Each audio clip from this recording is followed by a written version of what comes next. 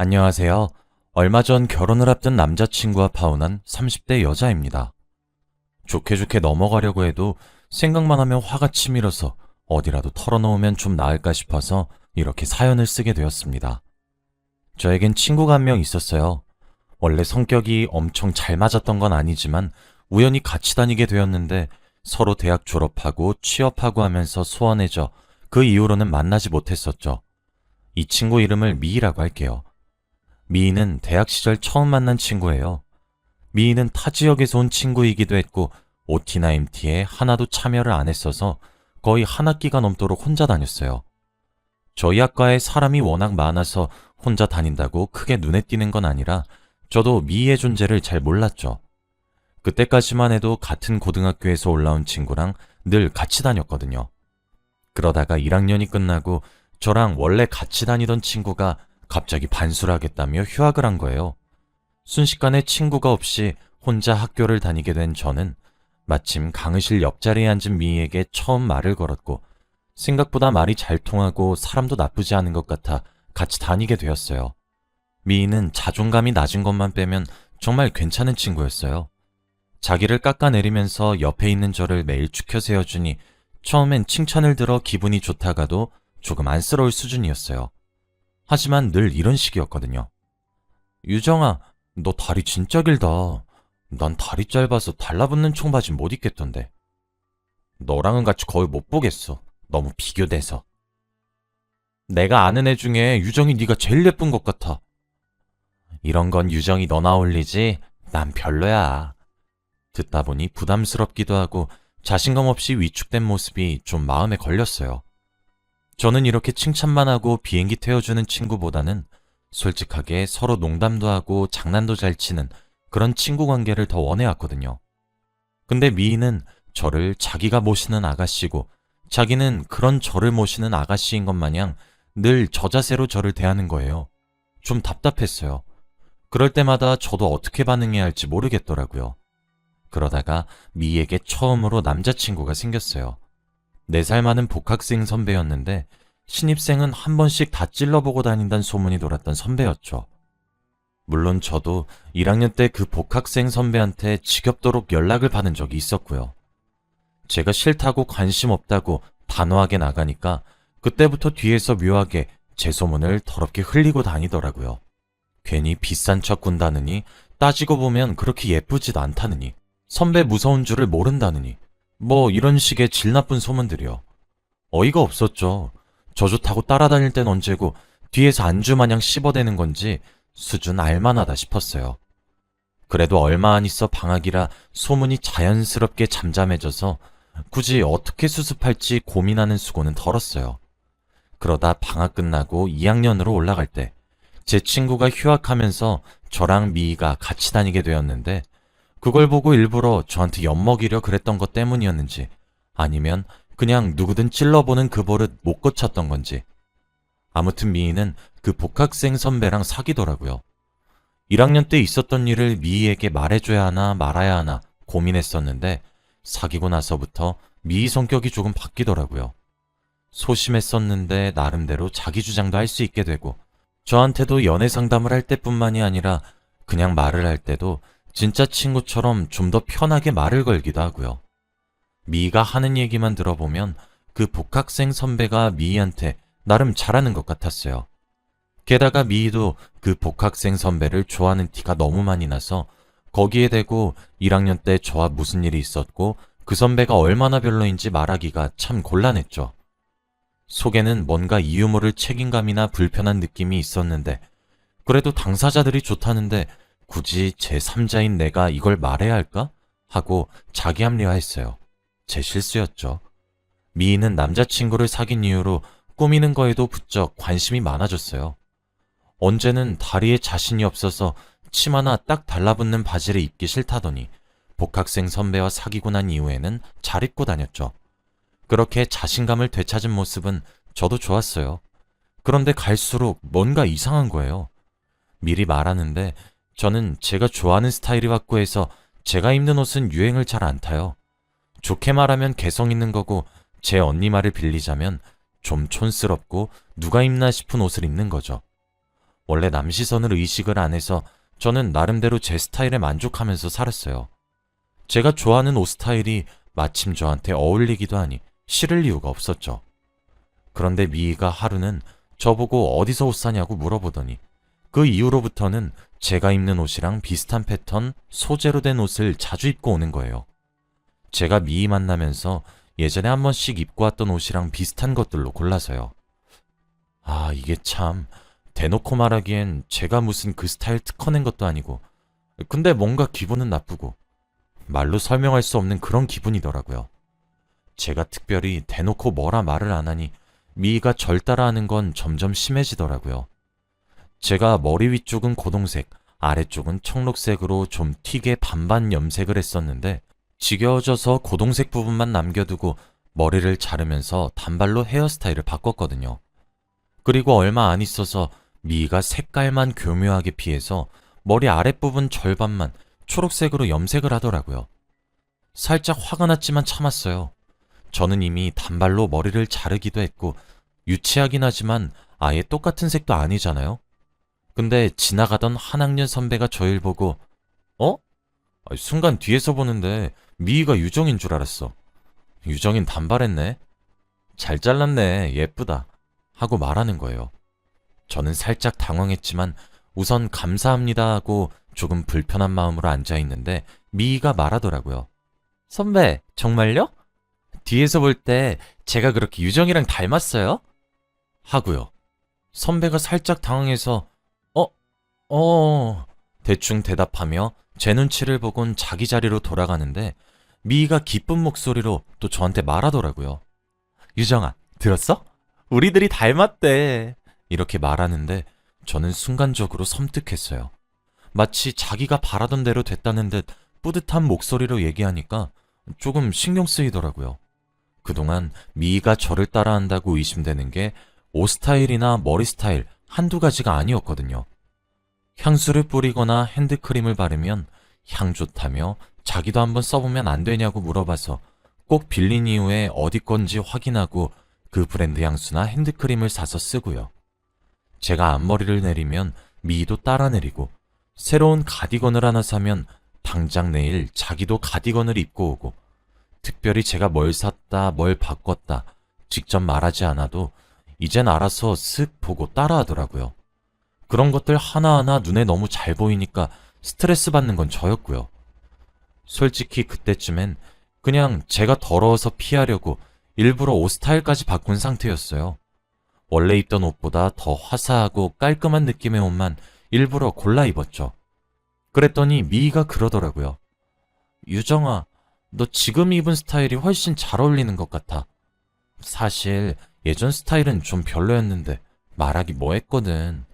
이러는데 진짜 열받더라고요. 지금 누구 때문에 제가 스타일을 바꿨고 누가 제 예전 스타일이랑 똑같이 입고 있는데 참나 어이가 없어서 저도 슬슬 인내심에 한계가 오더라고요.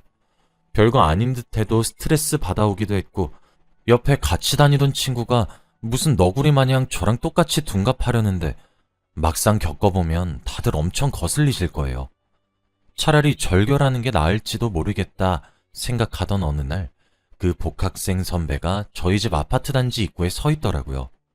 저를 보자마자 기다렸다는 듯 유정아 하고 부르는데 집은 어떻게 한 건지 소름이 돋아서 경찰에 스토킹으로 신고할 뻔했습니다. 제 썩은 표정을 보고는 잠시 자기 말 좀 들어보라며 애걸복걸하더라고요. 그 복학생 선배랑 미희는 거의 반년 넘게 사귀어 오던 중이었는데 복학생 선배 입에서 나오는 말이 참 가관이었어요.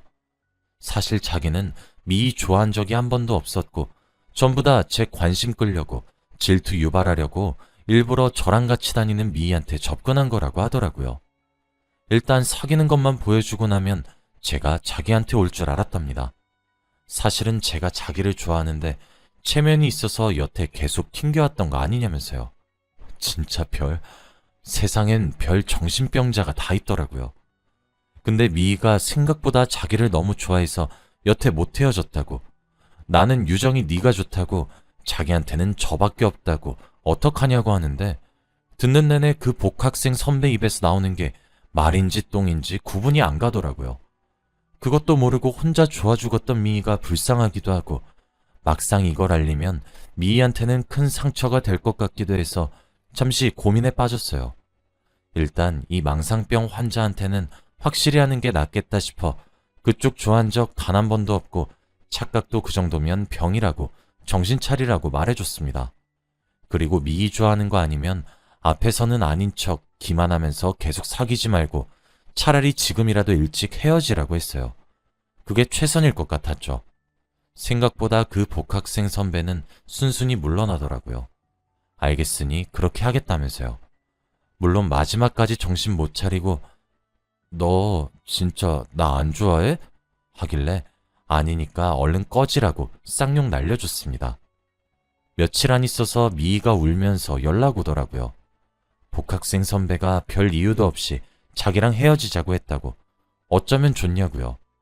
그 얘기를 듣는데 여태 그런 일이 있긴 했어도 괜히 안쓰럽고 또 제가 다 미안했어요.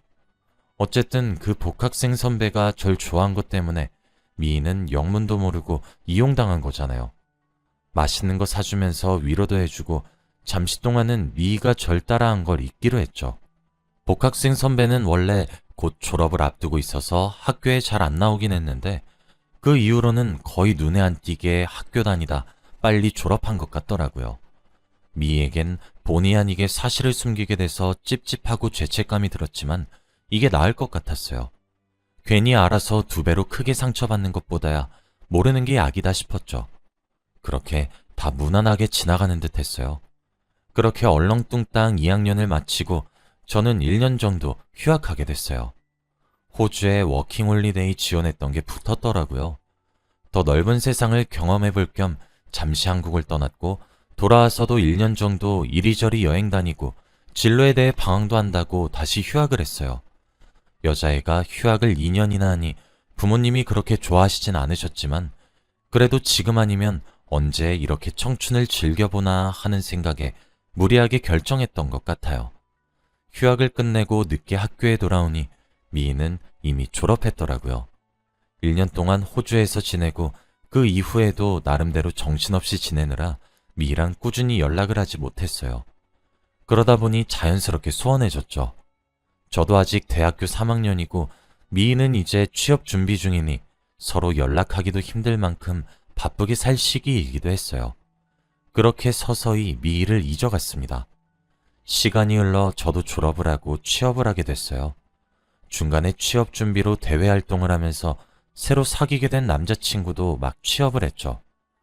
회사는 달랐지만 그래도 사무실이 근처라 점심시간엔 가끔 만나서 같이 밥을 먹거나 영상통화를 하면서 뭐 먹고 있냐고 묻거나 뭐 그런 식으로 지냈습니다.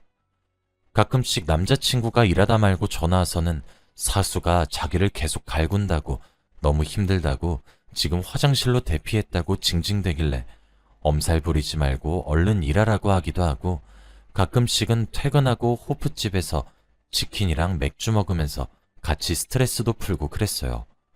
그때마다 남자친구가 하소연하는 걸 들어보니 사수가 좀 별난 사람인가 보더라고요. 저랑 동갑인 여자인데 엄청 스트레스 준다고 재수없다고 호박실에 자주 가길래 회사 생활이 많이 힘든가 보다 했어요.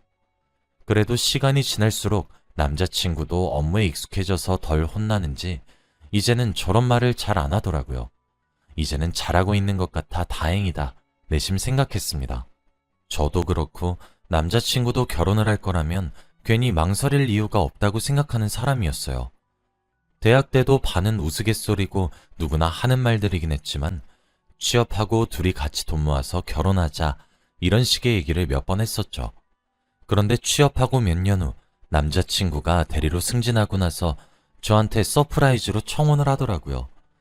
이제 더 미루지 말고 결혼하자면서요. 저는 승낙했어요. 제가 만약 결혼을 하게 된다면 당연히 지금 남자친구랑 하겠거니 생각했거든요. 서로의 부모님도 뵙고 무르르듯 결혼 준비도 착착 진행되고 있었어요. 날짜만 잡으면 되겠다 싶었는데 그때쯤 코로나가 터져서 결혼 계획이 조금 어그러졌거든요. 다시 미룰 수밖에 없었죠. 그땐 코로나가 이렇게 길게 이어질 거라고 생각 못 했거든요. 그래도 별 생각 없었어요.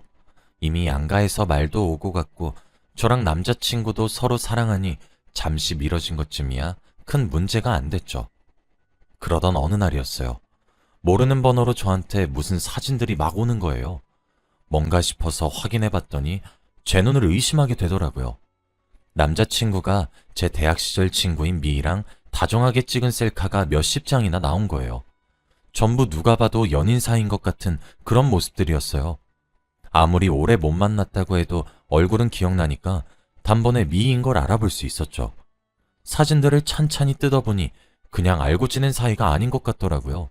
옷 입은 걸 보니까 못해도 좋기 1년은 넘게 만난 것 같았어요. 여름 옷을 입고 찍은 사진도 있고 겨울 옷을 입고 찍은 사진도 있었으니까요.